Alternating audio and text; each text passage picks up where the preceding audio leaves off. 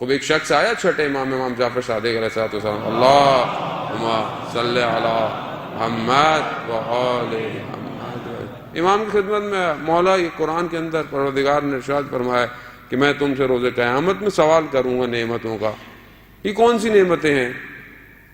تو امام نے خود اس سے پوچھا کہ تمہارے نزدیک یہ کون سی نعمتیں ہو سکتی ہیں؟ کہا یہ جو کھانا پینا پھل یہ سب جو نعمتیں۔ کہا میں تمہیں اپنے گھر بلاؤں اور پھر میں تمہیں کھانا کھلاؤں اور پھر میں کہوں اس کا شکر ادا کرو تو تمہیں کیسا لگے گا؟ کہا عجیب سا لگے گا، مطلب کیسے میں اس کا؟ تو کہہ رہا میرے لیے تمہارے لیے عجیب سا لگے گا اور پروردگار کے لیے؟ تو کہا پھر جب نہ رسول اللہ پھر یہ کون سی نعمت ہے جس کا پروردگار سوال کرے گا؟ کہا نحن نعمت اللہ، ہم اللہ کی نعمت ہے جس کا تم سے سوال کیا جائے گا۔ خوب اہل بیت اللہ کی طرف سے ہمارے پر نعمت ہے اور یہ ان کا ذکر بھی ویسے ہی نعمت ہے، لیکن اگر ہم نے نعمتوں کا صحیح شکر ادا نہیں کیا یہ نعمتیں چھین لی جاتی ہیں۔ خوب کسی چیز کا شکر ادا کیسے کیا جاتا ہے؟ آنکھ نعمت الہی ہے، کیا شکر ہے اس کا؟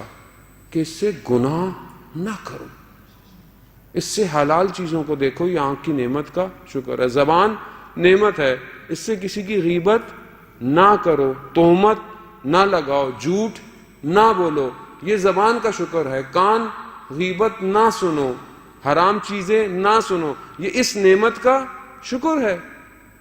یہ جو ذکر نعمت ہے اگر اس کو صحیح طرح نہ رکھا گیا، اس کی پاسداری نہیں کی گئی، اس سے صحیح استفادہ نہیں کیا گیا، تو یہ نعمتیں کم ہوتی جا رہی ہیں عزیزان محترم۔ کیونکہ بہرحال یہ ان سے پوچھیں کہ جہاں پر بالکل بھی نہیں نعمت الہی ہے، آپ بہرحال غم زدہ ہو کر کسی امام کو آ کے پرسہ دے دیتے ہیں۔ بہت سی ایسی جگہوں پر ہیں کہ جہاں آدمی نہیں دے پاتا پرسہ، خوب یہ نعمت ہے۔ خدا خود قرآن میں کہتا ہے کہ اگر تم شکر کرو گے تو میں تمہاری اس نعمت میں اضافہ کر دوں گا۔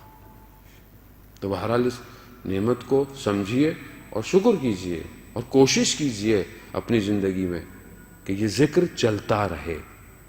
آپ اور میں تو بہرحال کسی حد تک گزر گئی، آنے والی نسل کہ جس کے اوپر اتنا زیادہ پریشر ہے ہر طرف سے، اگر اس تک یہ ذکر نہیں پہنچا تو یہ پھر کسی اور طرف چلی جائے گی،